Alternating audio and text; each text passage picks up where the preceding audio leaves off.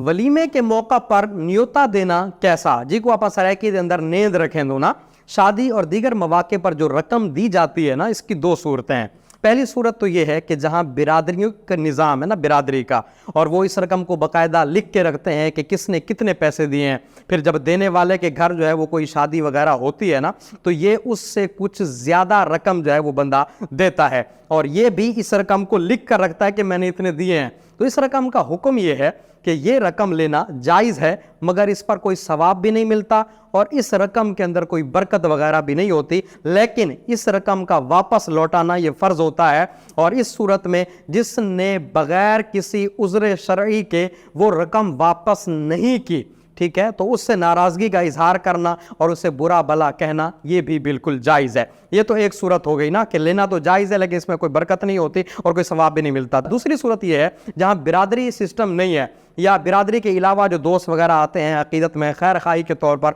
लिफाफा दे के चले जाते हैं 1000-1500 का, तो बिला इजाज़त शरई उसका मुतालबा करना या ना देने पर उससे नाराज़ होना और उस पर तानो तशनी करना कि यार इतने सारे ऑपरेटर कहा गए बिरयानी देते पैसे देते क्या नहीं गया, ये गलत है। ठीक है, इसके हुक्म की वजह यह है कि जहाँ बिरादरी निज़ाम में इसे लिख कर रखते हैं ना, वहाँ ये रकम दूसरे शख्स पर जो है वो कर्ज होती है।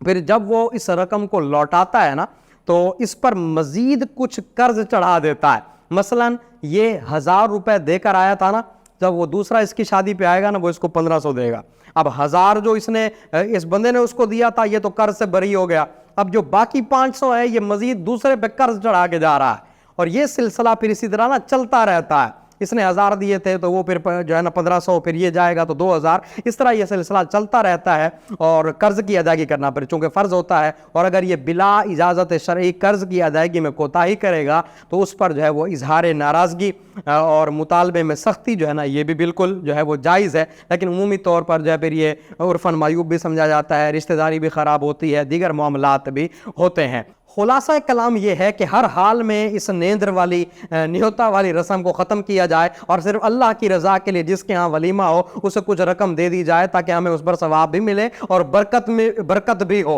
और जो ये चाहते हो कि हम इस कर्ज से बच जाएं, उन्हें चाहिए कि इब्तिदा में ही लोगों से खुद ही ऐलान कर दें कि भाई मैं कर्ज नहीं लेना चाहता, अगर मुझसे मुमकिन हुआ तो मैं जब तुम्हारे वलीमे में आऊँगा, तुम्हारे यहाँ किसी तकरीब में आऊँगा, तो वो कुछ रकम मैं भी जो है वहाँ पर खर्च कर दूँगा। तो ये रकम फिर कर्ज नहीं कहलाएगी, तोहफा होगी, बाद में इसको वापस जो है वो नहीं किया जाएगा, इस पर कोई मुआवजा भी नहीं होगा। और इस न्योता में एक खराबी ये भी है कि हमने किसी के घर जो है वो 4 मौकों पर 1-1 हज़ार दिया, हम भी हिसाब लगाते रहते हैं और वो भी जिसको पैसा दिया, और अब हमारे घर में खुशी का मौका आया, हमने उसको बुलाया, तो हमारी जो है वो पूरी नीयत होती है कि वो शख्स कम से कम 5000 जो है वो हमारे घर दे, ताकि 4000 अदा हो जाए और 1000 हम पे चढ़ जाए। इधर उसको भी ये ख्याल रहता है कि अगर मेरे पास जो है इतनी रकम हो तो मैं दावत खाने जाऊं, वगरना ना जाऊं। अब अगर मेरे पास पैसे नहीं है तो वो शर्मिंदगी की वजह से वो भी बंदा आता नहीं है, अगर आया तो 1000 दे के गया। बहरहाल इधर शिकायत पैदा हुई, तानेबाजियां हुई, दिल बिगड़े। बाज लोग तो कर्ज लेकर न्योता अदा करते हैं, यानी लोग कर्ज वगैरह लेते हैं, उसके बाद जाकर किसी को देते हैं और जो है वो वलीमे में शरीक होते हैं। बाहर सूरत इस जो रस्म को जो है वो खत्म किया जाए,